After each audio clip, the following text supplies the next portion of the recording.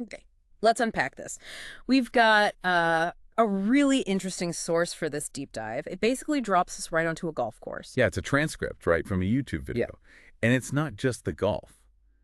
It's the commentary that comes with it. Very personal commentary. Exactly, like having a guide who's really, really invested in every single swing, every putt, you Yeah, know. totally. It's not like watching the pros on TV with polished announcers. This feels much more raw, immediate, full of personality. So the source itself is this blow-by-blow narration of a golfer named Hiroki. He's playing at Riverview Golf Course, Santa Ana, California. Right, and the key thing is the perspective. It's all coming from this one observer, this narrator who's reacting in real time, coaching, celebrating. Sometimes complaining a little bit. Yeah, lamenting might be the word. It's all there. So our mission today, what we want to do is really dig into this transcript. We want to get a feel for Hiroki's game, at least as it's shown here. And understand that narrator's voice, the themes that keep popping up. Like specific clubs, the putting situation, and yeah, we definitely need to get to the bottom of what wimping out actually means according to this source. Critically important, that one. And just to be clear, we're sticking strictly to what's in this transcript, right? We're just presenting the information found there. Absolutely. We're exploring this specific account. So let's tee off Riverview.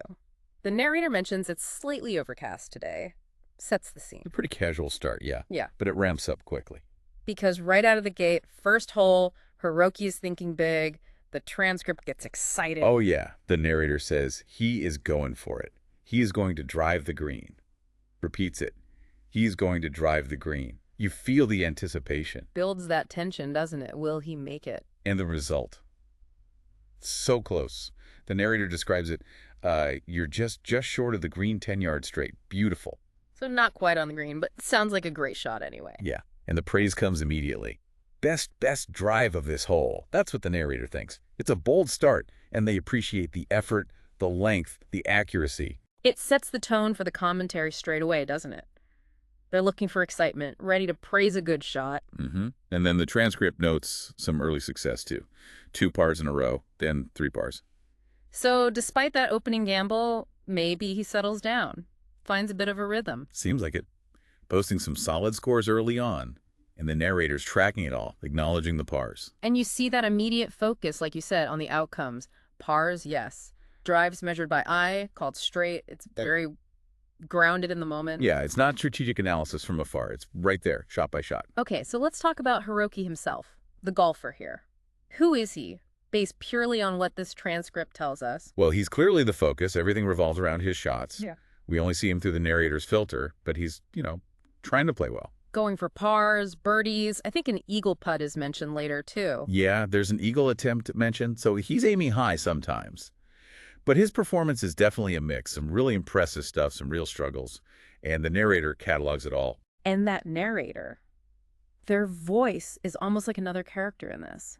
How would you sum up their style? Oh, incredibly engaged. Definitely not detached. You get those raw reactions, Wow. Oh, my gosh. Oh, man. Real gut feelings coming through. That's the enthusiasm, right? Phenomenal, tremendous, amazing. But also the frustration. Too bad. Or just confusion. What happened? We don't know. It's like watching the round with a friend who's really into it. And they're not just reacting, are they? They're constantly giving advice, instructions, sometimes pretty blunt criticism. Oh, yeah. All those phrases like, you need to get that calibrated. Keep the head behind the ball. Need to aim more left. And the big one, you wimped out. We'll get back to that. Yeah. But it all feels very personal. Like someone watching a friend, maybe, trying to help or at least point out the errors they see. It does feel personal, like a running coaching session mixed with, a live reaction stream. And that tone, it's there from the start. That first big drive attempt, followed by tracking the pars. 2 pars, 3 pars. They establish early on they're watching both the highlight moments and the steady play. And they introduce that idea of Hiroki aiming to be parman. Right, parman. Oh. That seems to be the goal for this round, in the narrator's view anyway. As opposed to being a Steve. Yeah, what does that mean? The narrator quotes Hiroki saying, I cannot be a Steve. So being a Steve must be bad, not making pars. Seems like it's this little internal storyline the narrator's tracking. So the stakes are set early on that overcast day. It's not just about the score, it's about becoming parman. Adds a bit of narrative flavor beyond just numbers on a scorecard. Definitely. Okay, so we've got Hiroki, his goal of Parman, this very opinionated narrator. Now, to get around Riverview, he needs his clubs. The transcript actually gives us a pretty good look at his arsenal. It really does. hmm The narrator is quite specific about the clubs Hiroki uses and how they perform, or how the narrator thinks they perform. So for the long shots. The driver, naturally, affectionately called the big dog. That's the club for trying to drive the green on one, or aiming for features like a white box way down the fairway. Then there are hybrids mentioned, a 3 and a 4. Yep. Hybrid 3 and Hybrid 4. The 3 gets a special mention because the narrator says Hiroki is busting out a club we've never seen before. Ah, trying something new. How did that go? Not great, apparently. He was aiming for 210 yards, but the narrator says he topped it only went 115 yards. Ouch. Big difference. Yeah, a clear miss. And the narrator highlights the club choice in that context. Shows they're paying attention to the equipment strategy, or lack thereof. What about fairway woods? A 3-wood gets a mention, used for getting pretty good distance, even having to fly it over the road on one hole. So a utility club for distance and clearing obstacles. And then the irons. These seem to come up a lot, often with yardages attached. They do. We hear about a 9-iron, 7-iron, 8-iron.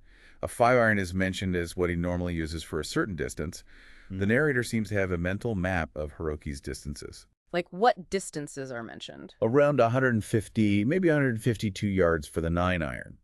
The 7-iron seems to be for 170 or 180 yards, and the 8-iron for 160. So the narrator is trying to track if he's hitting his numbers. Exactly. There's a specific example with the 7-iron on the 18th. He needs 170 yards. But the narrator remembers an earlier hole, the 10th, where he hit that same club 10 yards extra. Ah, so highlighting potential inconsistency. Or maybe factors like wind or lie. Could be. The narrator doesn't always specify why, just notes the difference. But the goal with the irons is usually straightforward. Hit it to the pin or the stick. Okay, moving closer to the green, wedges come into play. Yep, a whole bunch are mentioned. 60-degree wedge, 56-degree, pitching wedge, lob wedge. Used for different things, presumably. Yeah, shorter approaches, shots needing height, getting out of trouble.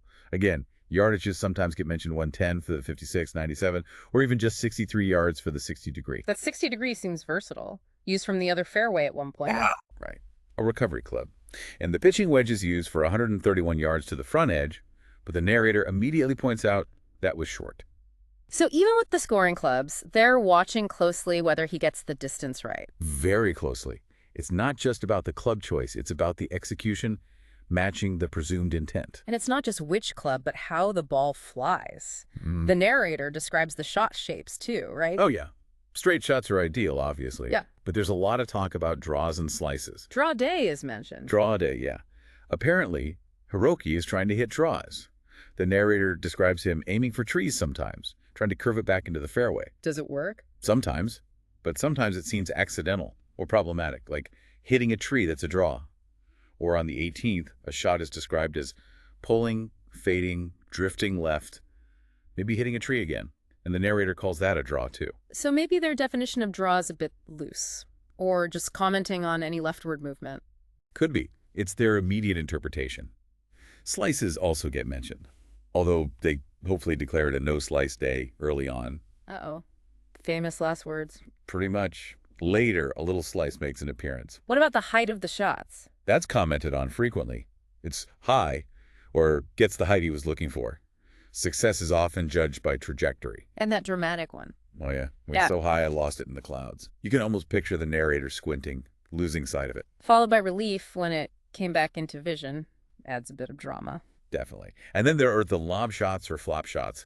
These get special attention. Why those specifically? The narrator explains their purpose, getting the ball up quickly, making it stop. The 60 wedge and lob wedge are the tools, and the narrator has very strong opinions on how these should be hit. This connects to the wimping out idea, doesn't it? Directly. We'll unpack that definition. But the narrator links successful lobs ones that stopped right there, or landed right by the pin, to not wimping out. But he doesn't always pull them off. No. There's an example of a 60 wedge lob being a little long after a previous attempt was short. That inconsistency again, right there on the finesse shots. And what about just bad contact, like topping the ball? That's noted very clearly. He topped it. Simple, direct. And the consequence follows immediately. Only went 115 yards when aiming for much more. Does the narrator offer advice then? Instantly. You got to keep your head down the ball. Classic golf advice, delivered right after the mistake. They also describe what the ball does on the ground. Using words like tracking, coming down, releasing forward, even noting if it bounces left or right. It's a full description of the ball's journey. And we know Hiroki's aiming points, a palm tree, the stick, a white box. Right.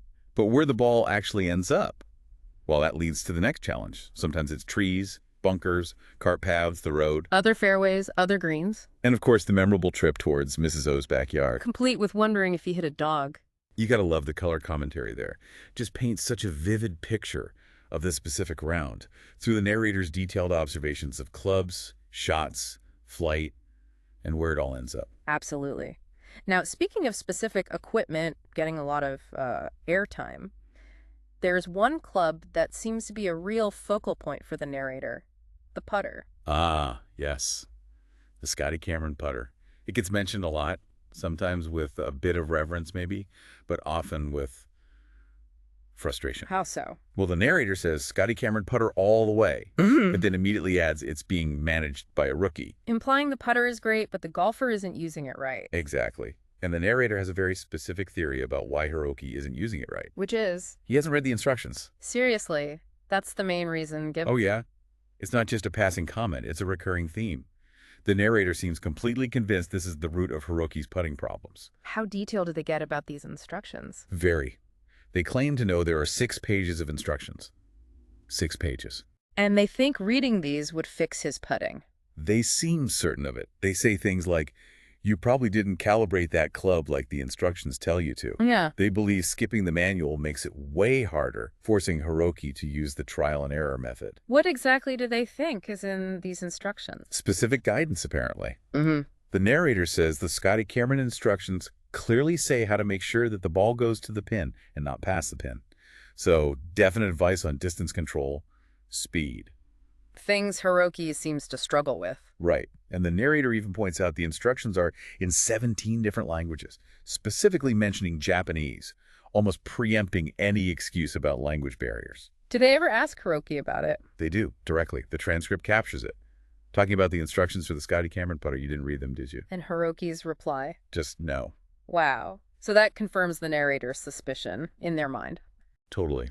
And this idea of calibration is key. The narrator presents it as something vital, explained in the instructions, that Hiroki is missing out on by not reading them. So, what are the putting results that trigger all this commentary? Mostly bad. Mostly struggles, yeah. Lots of missed putts mentioned for par, for birdie, even an eagle putt goes by. Opportunities lost on the green. And the main issue seems to be Being short. The narrator hammers this point. Just short. He is short. Just a hair short. It's presented as a consistent failure tied directly by the narrator to not reading those instructions. is he ever long? Sometimes, yeah. Not short, the narrator notes. Or even, he's actually further away than I am after a putt. So it's not just short, but that seems the dominant miss. And the putts don't always roll straight either. No, the narrator mentions when a putt broke or describes the green slope slight uphill, a little break. So reading to the green is also part of the challenge. But does he ever make anything? He does have some successes. They mention a good par putt made after missing the birdie. There's a beautiful bogey putt. And crucially, right at the end of the transcript, he makes the final par putt. He nails it. Okay, so it's not all bad, but the narrative focus is definitely on the misses, especially the short ones, and linking them back to those unread instructions. Precisely.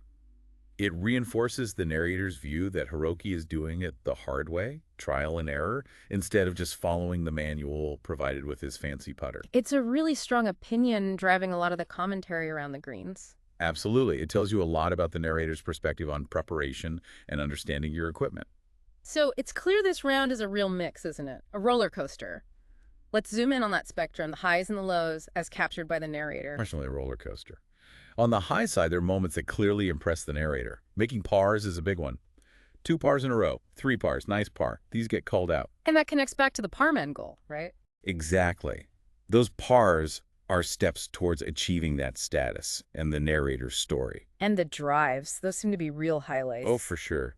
The narrator's language gets really effusive. You hear things like, so far so straight, so long, unbelievable, longest drive we have ever seen on this hole. Wow. High praise. Yeah, amazing. Phenomenal. They really appreciate the long ball when Hiroki connects well. They even mentioned specific distances, a 300-yard drive on a par 5, another around 280. They're making a point of how exceptional these are from their viewpoint. Are other shots praised too, besides the drives? Yeah, definitely. You get simple acknowledgments like great shot, nice shot, tremendous Hmm. shot. And success is also defined by getting the ball to do what was intended, like a flop shot landing right by the pin.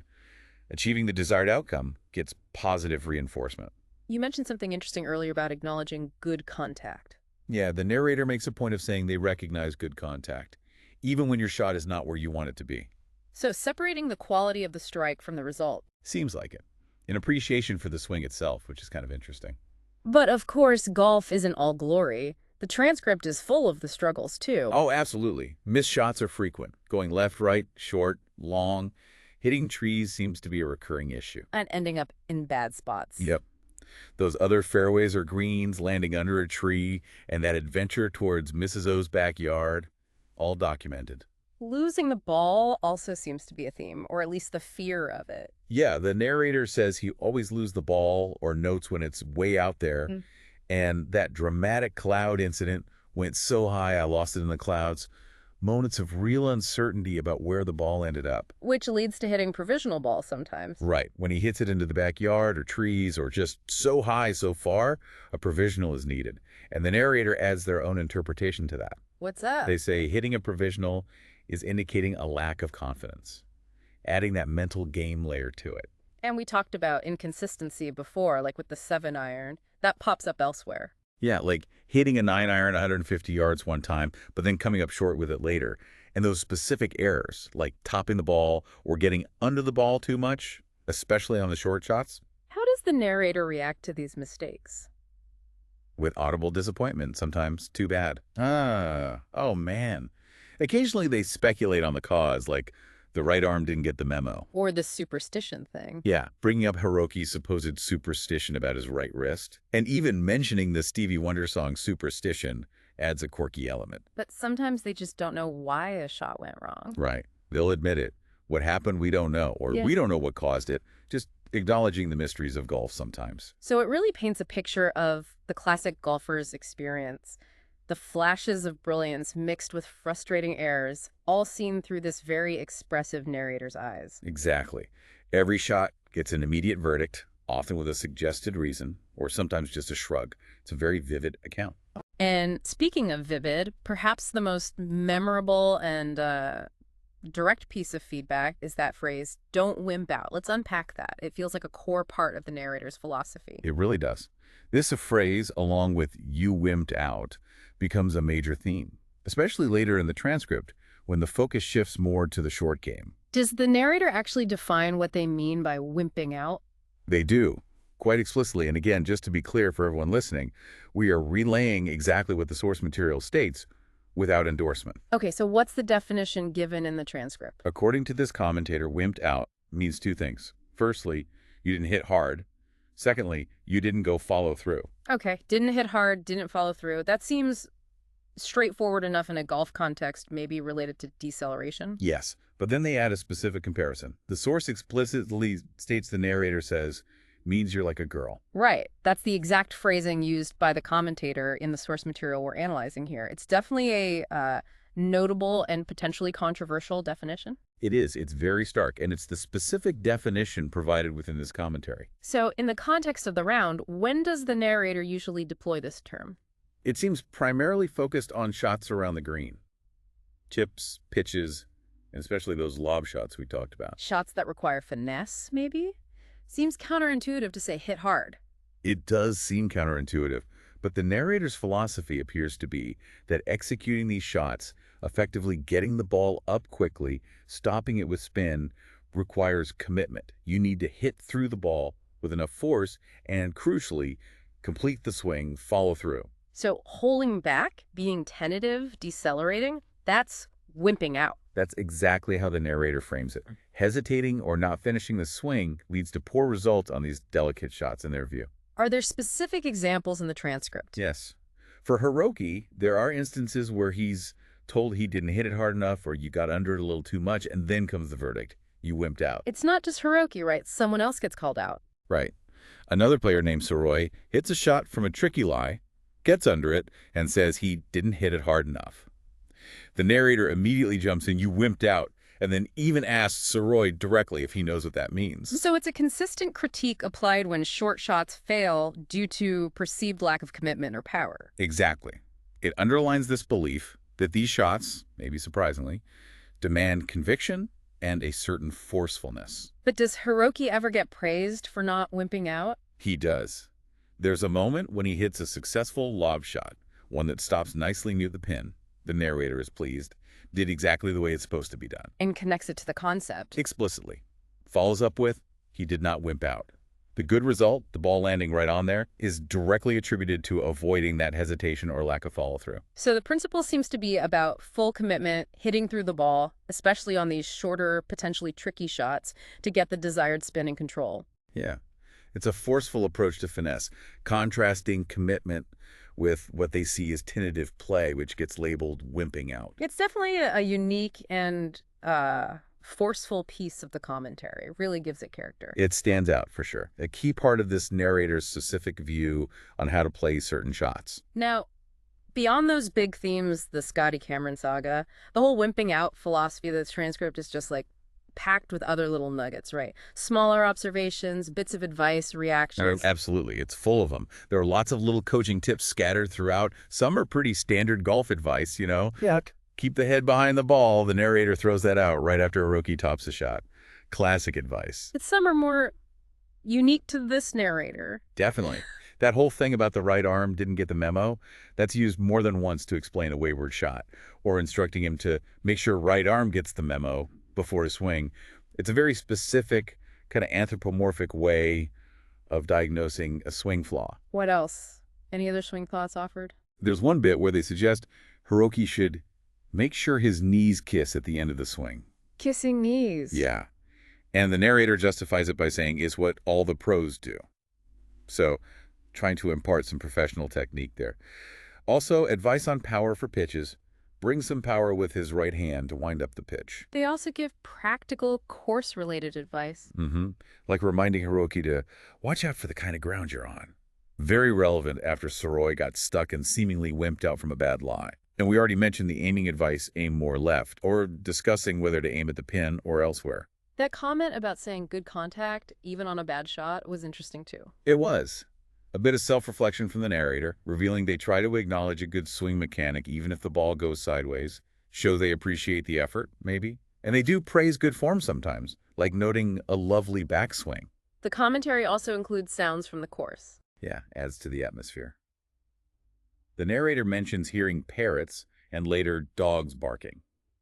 That dog barking comment comes right after the shot towards Mrs. O's backyard, which adds a little humor. And that Parman goal keeps coming up, doesn't it? It does. It's the running thread for the round's narrative. Can Hiroki achieve Parman status, or will he end up being a Steve? It provides that ongoing benchmark for his performance. The superstition comment was also quite specific. Yeah, the narrator bringing up Hiroki's supposed superstition about his right wrist, and then name-dropping the Stevie Wonder song. Just another quirky layer to the commentary. I liked the moments of honesty, too, when they just admit they don't know what happened. Right. What happened, we don't know, or we don't know what caused it. Sometimes golf shots are just inexplicable, even to the keenest observer. And the narrator talks about themselves sometimes, too, right? Their own shots or interactions. Yeah, those self-referential bits are revealing, mentioning when they outdrove someone else, or recounting giving Hiroki advice. I told him, hit it over there, which Hiroki ignored, leading to a bad result. He ignored me, and that's how he ended up missing about a mile. You can hear the frustration there.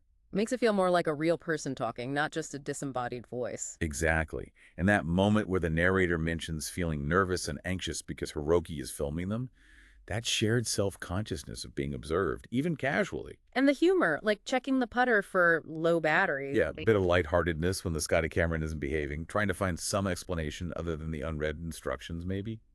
And finally, we know Hiroki wasn't playing alone. Right. The transcript mentions Ray and Mr. Mark Campa at the very beginning. And later, Soroi has his wimping out moment analyzed. So while Hiroki is the main focus, it's happening within a group setting. All these little details, they really build up a unique picture, don't they? It's this one specific round, seen entirely through the filter of this one very vocal, very engaged narrator. Absolutely. It's like a case study in golf commentary, but from a deeply personal ground level perspective, a blow by blow filled with personality. Okay, so as we wrap up this deep dive into this unique golf transcript, what are the main things we've uncovered? Well, we followed Hiroki's round at Riverview Yeah. entirely through the lens of this really passionate commentator. We saw his highlights, those impressive drives, the pars adding up towards that Parman goal. And we definitely saw the struggles, issues with specific clubs, finding trouble, and especially those putting woes, which the narrator consistently links back to that Scotty Cameron putter and its unread instructions. Yeah, that's a huge theme. And we've really dissected the narrator's style, those immediate reactions, the mix of enthusiasm and criticism, the specific coaching points, some conventional, some less so. And of course, that defining philosophy encapsulated in don't wimp out. Their specific take on needing commitment and follow through, especially on short shots. Exactly. So the source really highlights this blend of things that go into golf. The physical skill, sure, but also understanding your equipment, the mental side, dealing with commentary, all viewed through this very energetic, very particular perspective. It shows how real-time evaluation happens, doesn't it? Sometimes with direct, maybe even blunt language, and how an observer's own beliefs, like the absolute necessity of reading a manual or their definition of wimping out, really shape how they see the performance. It's a fascinating look at how we interpret and critique skill in action. So for you listening, what can you take away from this? Beyond the specifics of Hiroki's round, it really makes you think about different ways to learn and improve, doesn't it? It does. Are you the type to meticulously read the instructions, calibrate everything, follow the book? Or are you more of a trial and error person, learning by doing, trusting feel? The narrator here clearly favors the first approach, at least for putting. And that wimp out idea. Even setting aside the narrator's specific language, it makes you think about commitment versus hesitation, right? Especially on tasks that seem like they need a light touch, but maybe actually require more conviction. When do you need to just commit, hit through it, follow through, whether it's a golf shot or something else? And when is holding back actually the smarter play, showing control rather than tentativeness? Yeah, it's a constant balance. So here's a final thought to chew on. Based on this commentary, how much of success in any complex skill relies on that detailed, almost scientific approach, calibration, instructions, precision, versus how much is about raw commitment, power, maybe even ignoring the fear of failure, basically not wimping out? When you face a challenge, what's your go-to? Do you reach for the manual first, or do you decide to just give it your all Yeah. and trust your instincts? What does that choice say about how you value precision versus conviction in getting things done?